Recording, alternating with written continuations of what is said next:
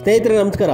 ಇವತ್ತು ನಾನು ನಿಮಗೆ ಶ್ರೀರಂಗಪಟ್ಟಣದಲ್ಲಿರುವಂತಹ ಐತಿಹಾಸಿಕ ಸ್ಥಳದ ಬಗ್ಗೆ ಮಾಹಿತಿಯನ್ನು ನೀಡ್ತಾ ಇದ್ದೀನಿ. ಯಾವುದಪ್ಪ ಈ ಐತಿಹಾಸಿಕ ಸ್ಥಳ ಅಂತ ಹೇಳಿದ್ರೆ ಶ್ರೀ ಕೋಟೆ ಗಣಪತಿ ದೇವಸ್ಥಾನ. ಇದು ಗೌರ್ಮೆಂಟ್ ಬಸ್ ಸ್ಟ್ಯಾಂಡಿಂದ ಕೇವಲ ಅರ್ಧ ಕಿಲೋಮೀಟರ್ ಅಷ್ಟೇ ಇರೋದು.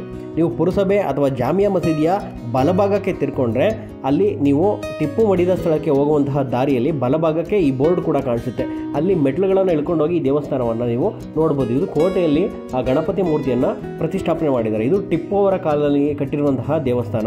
ನೀವು ಮಿಸ್ ಮಾಡದೆ ಈ ದೇವಸ್ಥಾನಕ್ಕೆ ಹೋಗ್ತೀರಾ ಅಂತ ತಿಳ್ಕೊಂಡು ವಿಡಿಯೋನ ಮುಗಿಸ್ತಾ ಇದ್ದೀನಿ. ಕಂಪ್ಲೀಟಾಗಿ ವಿಡಿಯೋವನ್ನು ನೋಡಿ ದೇವರ ಕೃಪೆಗೆ ಪಾತ್ರರಾಗಿ ಅಂತ ಹೇಳಿದ ವಿಡಿಯೋ ಮುಗಿಸ್ತಾ ಇದ್ದೀನಿ. ಧನ್ಯವಾದಗಳು.